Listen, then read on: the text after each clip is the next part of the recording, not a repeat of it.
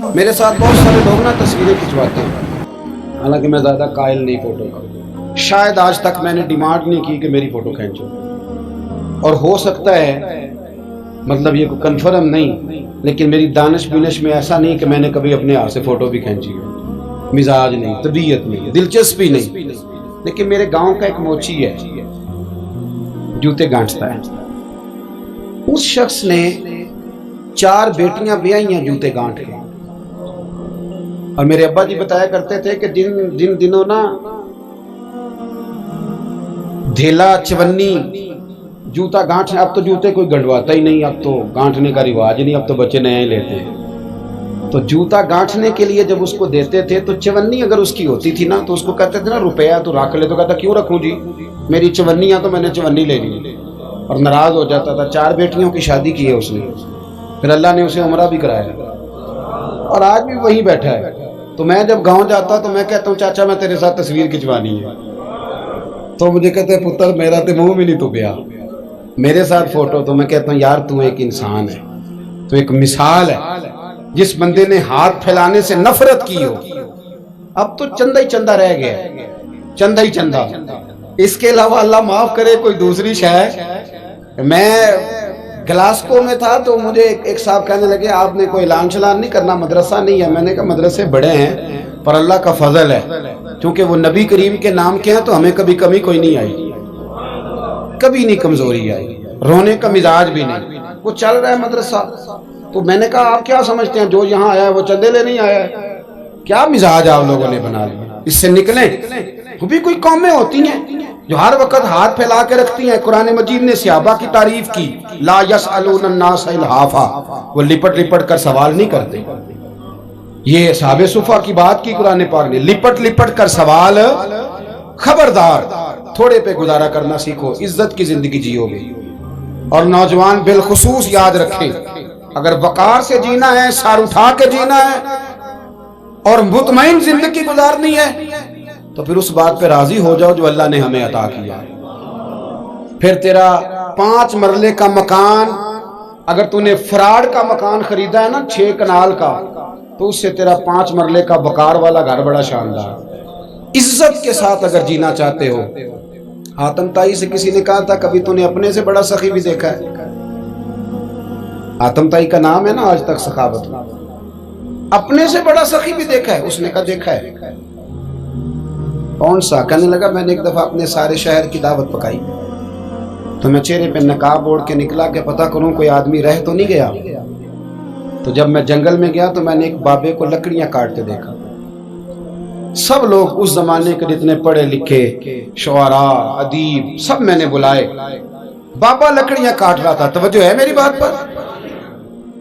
کہتے میں اس کے قریب گیا، چہرے پہ نقاب تھا، میں نے کہا بابا جی آپ کو نہیں پتا آج حاتم تائی کی دعوت ہے؟ کہنے لگا بیٹے پتہ ہے، تو میں نے کہا جانا نہیں؟ کہتے بابا نے عجیب جواب دیا، کہنے لگا مجھے نا اپنے ہاتھوں کی کمائی کا چسکا لگ گیا۔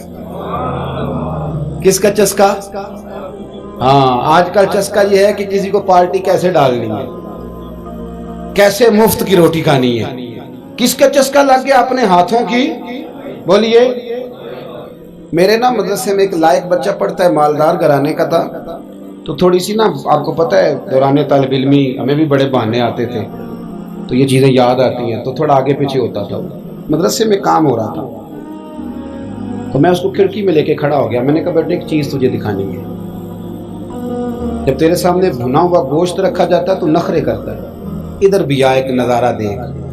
مزدور نا سویرے 2 روٹیوں کے بیچ اچار رکھ کے لاتا ہے، اور جب وہ دوپہر کو کھانے لگتا ہے نا میرے بھائی، تو وہ اچار اس کی روٹیوں کو بھی لگ جاتا ہے، پونے کو بھی لگ جاتا ہے۔ لیکن جب دوپہر کا وقت ہوتا ہے تو مٹی سے لتھڑے ہوئے ہاتھ پہلے وہ جا کے ٹوٹی پہ دھوتا ہے، پھر وہ کیا کرتا ہے کہ وہ پانی کا پیالہ خود بھر کے رکھتا ہے، توجہ میری بات پہ رکھیں، پھر وہ زمین پہ بیٹھتا ہے، اور جب وہ پونا کھولتا ہے نا، کبھی اسے کھاتے ہوئے دیکھو، یوں محسوس ہوتا ہے کہ دنیا کی ساری نعمتیں اس کے سامنے پڑی ہوئی ہیں، اور ٹیبل پر بیٹھ کر 22,000 کی روٹی کھانے والے اتنا شکر ادا نہیں کرتے جتنا وہ بندہ شکریہ ادا کرتا ہے۔ یا اللہ تیرا شکر ہے، یا اللہ تیرا شکر ہے۔ اور ان کو لفظ نہیں سیدھے پڑھنے آتے، ویسے بھی لفظ تاثیر سے بنتے ہیں، تلفظ سے نہیں۔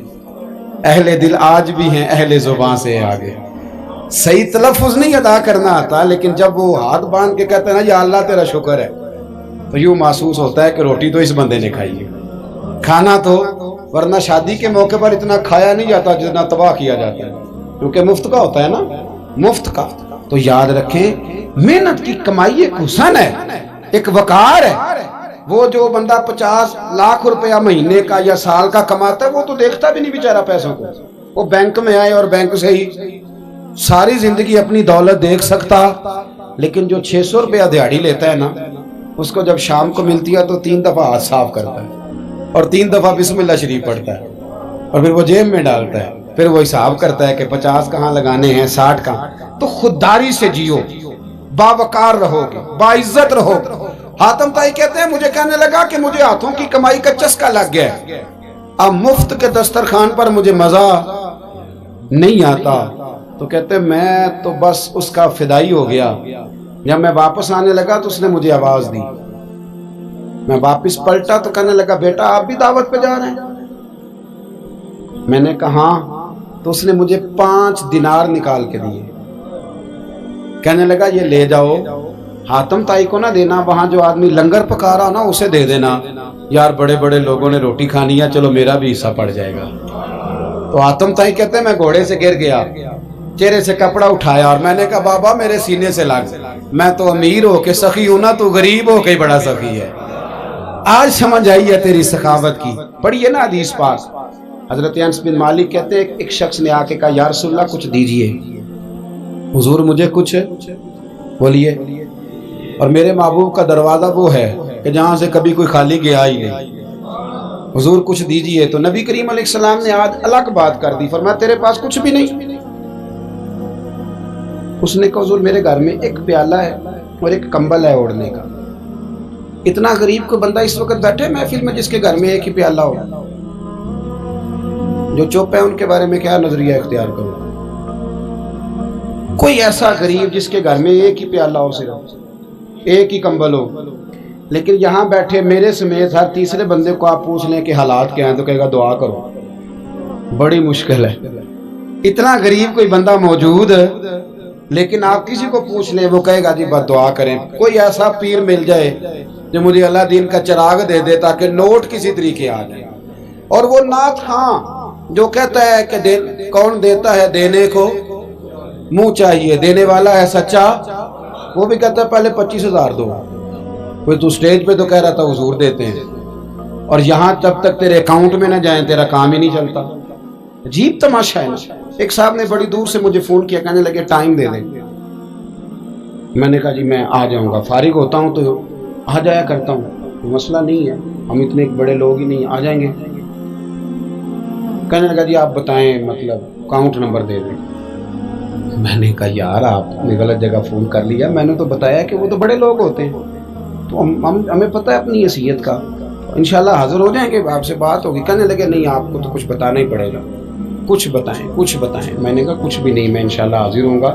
اللہ نے مجھے توفیق دی ہے، میں شام کو بڑی زبردست کھانا اپنے بچوں میں اچھا بیٹھ کے کھاتا ہوں. ایک گاڑی ہے جس پہ سفر کرتا ہوں، اگرچہ مکان میرا 2 کمروں کا ہے، پر کبھی اللہ تعالیٰ نے میرے دل میں یہ تمنا پیدا نہیں کی کہ کوئی بہت بڑا ہو تو گزارا صحیح ہو. میں بڑی اطمینان بخش زندگی گزارتا ہوں، تو میں آ جاؤں گا. کہنے لگے نہیں تہاڈی مہربانی کچھ دسو. میں کہا 3 کروڑ روپیہ دے چاہے. کتنا جی؟ اللہ جانتا ہے ہنسانے کے لیے بات نہیں کر رہا، اور مسجد میں اونچا ہنسے بھی نہ. کتنے دیں؟ جی یہ تو آپ نے کیا کہہ دیا. میں نے کہا یار اگر میں نے اپنے لفظ ہی بیچنے ہیں تو اب میں 25-40 ہزار میں بک جاؤں. تو میں تو سمجھتا ہوں کہ نبی پاک کا فرمان بڑا قیمتی ہے، تو ریٹ لگاؤں تو میری حیثیت یہ ہو کہ 40,000 روپیہ. اگر میں نے بکنا ہی ہے تو کوئی ریٹ تو لوں نا. اور ویسے بھی میں تو سمجھتا ہوں کہ میں بڑا انمول ہوں، اس لیے کہ میں رسول اللہ کے دین کا نوکر ہوں. اور یہ غلطی ان کی نہیں جو بیچتے ہیں، غلطی ان کی ہے جو خریدتے ہیں. آپ لوگوں نے مارکیٹیں بنائی ہیں، آپ مارکیٹیں نہ بناتے تو کبھی مارکیٹوں میں اس طرح کی چیزیں بکنے کہ ہم نے ظلم کیا ہے، ہم نے زیادتی کی ہے، ہم نے یہ ماحول بنایا ہے. بہرحال بات دور نہ نکل جائے، واپس آتا ہوں. نبی کریم صلی اللہ علیہ وسلم نے فرمایا تیرے پاس کچھ نہیں، ایک کمبل ہے اور ایک. حضور نے فرمایا لے کے آ. یہ سرکار کا فرمان سیاستہ سے عرض کر رہا ہوں. اگرچہ امام جلال الدین سیوطی نے تفسیر در منصور میں تفصیل کے ساتھ اس روایت کو کئی طرق سے بیان کہا. ایک کمبل، یارو سوچو، ایک کمبل جس بندے کے پاس ہو، ایک پیالہ، اس سے بھی کوئی غریب ہوگا. حضور نے منگا لیا اور بولی لگا دی، کون خریدے گا؟ ایک شخص نے کہا 1 دینار، ایک نے کہا 2. حضور نے 2 دینار میں بیچ دیا. وہ بولا نہیں کہ حضور 2 ہی تو چیزیں تھی، وہ بھی بیچ دی آپ نے. اللہ کے رسول نے فرمایا 1 دینار کا کھانا لے جاؤ اور 1 دینار کا کلاڑا خرید کے لاؤ. وہ لائے. حضرت انس کہتے ہیں بندہ بڑے نصیبوں والا تھا. وہ جب کلاڑا خرید کے لایا تو اس میں دستہ میرے نبی نے دستے مبارک سے لگایا. حضور نے دستہ لگایا اور فرمایا یہ لے جنگل میں جا. مسلمانوں، یہ میرے رسول اللہ کی تعلیم ہے. نوجوانوں غور کرو، اگر معاشرے کو سنوارنا ہے تو اس چیز پر محنت کرو. فرمایا یہ کلاڑا پکڑ، رسی پکڑ، جنگل میں جا، لکڑیاں کاٹ کے لا، کھا بھی اور کھلا بھی، پہن بھی اور پہنا بھی، جا. اور حضور نے فرمایا 15 دن مجھے نظر نہ آنا، جا کام کر. جا کے محنت کرنا اہل اسلام کا شیوا ہے. آج پوری دنیا میں ہمارا کشکول مشہور ہے، دھوکہ معروف ہے. لوگ کہتے ہیں کہ انہوں نے ایسے ہم نے طریقے غیروں سے پیسے نکالنے کے اختیار کیے، ایسے طریقے کہ کبھی سنے تو شرم سے سر جھک جاتا ہے. یہ معیار ہوتا ہے اعلیٰ قوموں کا کہ وہ چندوں پہ زندگی گزاریں، وہ مانگ کر کے کھائیں. یہ معیار ہوتا ہے. کسی کونے پہ بریک لگتی ہے تو آپ دیکھیں مانگنے والے کتنے زور و شور سے آتے ہیں. خدا را محنت کی عادت. وہ صحابی چلے گئے، 15 دن کے بعد آئے. یہ لفظ امام سیوطی نے لکھے. 15 دنوں کے بعد آئے تو حضور نے فرمایا تیرا حال کیا ہے؟ حضرت انس کہتے ہیں مجھے بھی تجسس تھا کہ پتہ تو چلے. تو وہ مسکرائے، عرض کرنے لگے یا رسول اللہ پہلے 1 پیالہ تھا، اب سارے گھر کے برتن بن گئے.